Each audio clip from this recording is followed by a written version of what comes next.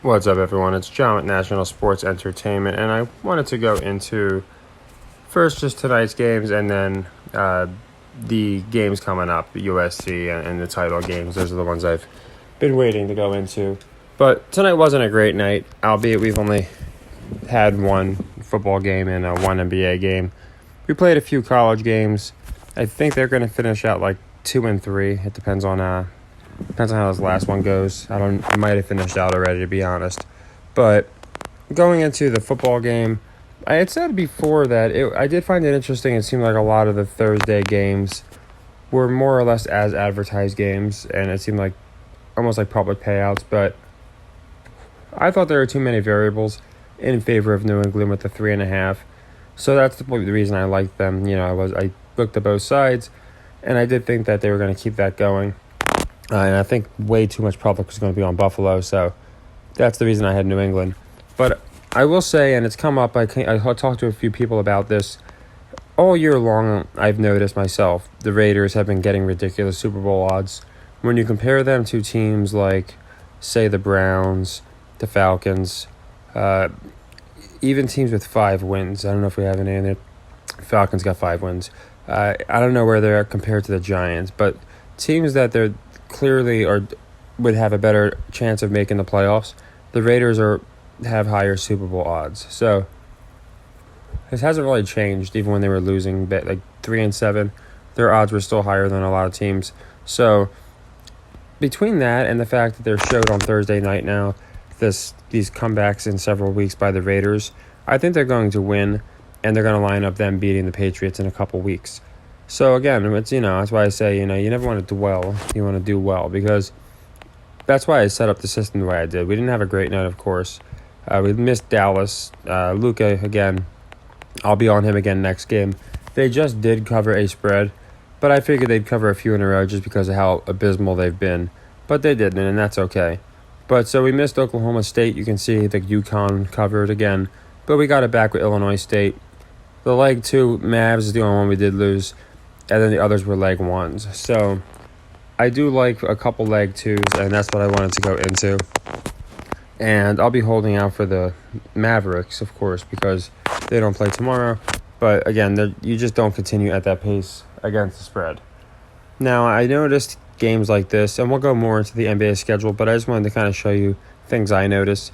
The over-under's at 224.5, right where it was when they played last, like a day or two ago, I think 2 days ago. And they scored like 270 that game. So I'd imagine the public is pounding the over.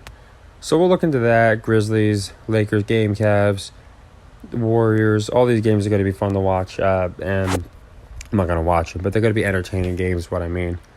But what I want to go into is what's coming up. And this one I was a little conflicted. Part of me thought it was maybe a trap because USC is only giving 2.5. But they were giving 3.5, so they can still get that clip where they win by 3. And then it's also going to be a contingency game. So it's going to be a leg 2 probably. And if they lose, I'm taking TCU as leg 3.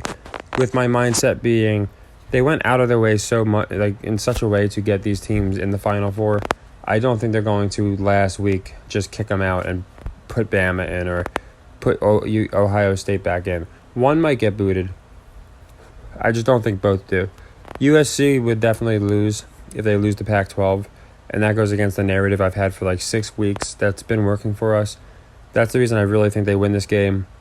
Of course, the 2.5, you could always win by 2 or something sneaky like that, but I'm going to just take the 2.5. I might buy it down to 2.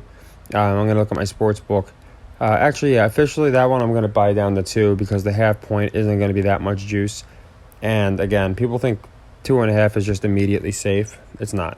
There's times you'll win by 2. So that one, it's going to be about $15 more if it's a leg 2. But that one I like buying down to 2 just because of some shenanigans. Actually, we bought down on them against UCLA, and we pushed instead of losing for that same reason. Only in that case, we bought down to 3. So here it's going to be a second leg. And it's going to be something like, because we are buying down, something like this. I haven't locked it in quite yet. I'm actually hoping I doubt it drops another half. I really do. It might swing back the other way. But essentially, again, it's a second leg. And I do like USC. If they were to lose the next day, we'd go with TCU, but I can go into another video. And that's really it. The big game tomorrow is USC, and it's one that, again, I think more public's going to be on USC. It is odd.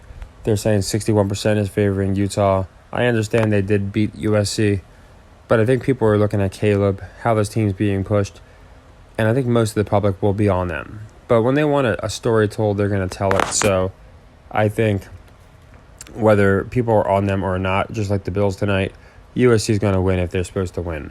I looked at the other teams. I can't see any other one being flipped out outside of TCU. And again, I don't see them flipping both out. So that's my logic with USC and TCU. They're more of a tandem pick. Only we just need to hit one of them to hit our sequence. And then we have a lot, like I said, and my next one will be going into the NBA games tomorrow. And then we can nail all the Saturday college games as well. But for now, I just wanted to close out some sequences. As I said, USC I really like. And for this one, this is a standing sequence. I'm just taking the Clippers over until it hits. They did finally hit it again. But again, it's got to hit a couple more times for them to even be at the pace for the lowest over in the last decade.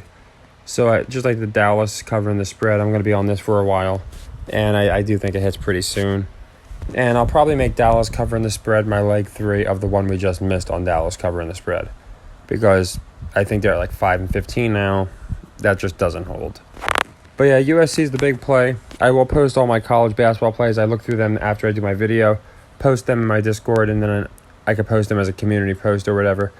But they're essentially, I fade the teams that are undefeated against the spread, and I pick the ones that are winless to cover. And that's essentially it. So we have like one finishing out now, but it usually winds up bouncing out like today, where we did catch Illinois State after missing Oklahoma State.